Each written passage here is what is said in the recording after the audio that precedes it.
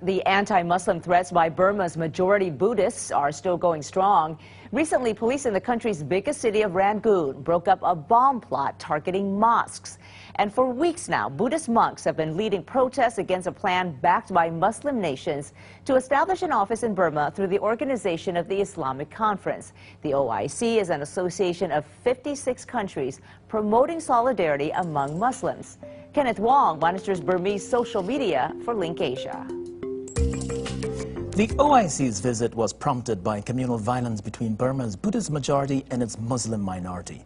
The plight of the Rohingyas, Bengali immigrants living mostly in Burma's Rakhine state, is particularly alarming. It's raised concerns not just in the OIC but also at the UN and among human rights groups.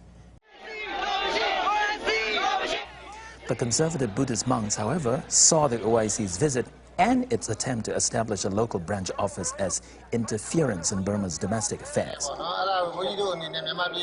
In an interview in Rangoon, Abbot Bandata Pamauka said, "Burma is a Buddhist country, therefore we reject OIC opening an office here. Not temporarily, not permanently, in no way will the office be allowed."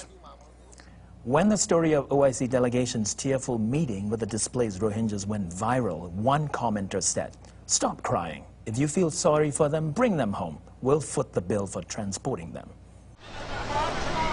The OIC probably wasn't surprised by this reception.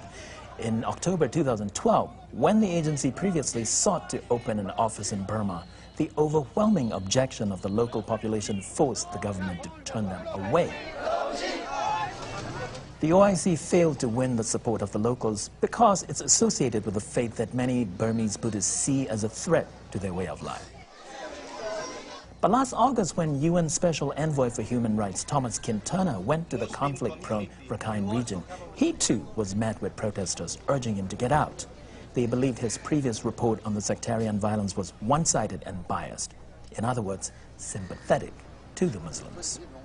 The commenter on Radio Free Asia's Facebook taunted, "UN, if you want, you can take all the Bengali from our country." Misguided or reflecting genuine fears, these protests against the OIC and the UN's efforts to monitor the sectarian conflicts reflect a nascent democracy at work. But it's a troubling sign that some of the Burmese who once demanded and fought for human rights today seem to have no qualms about denying these rights to a vulnerable minority. For LinkAsia, this is Kenneth Wong.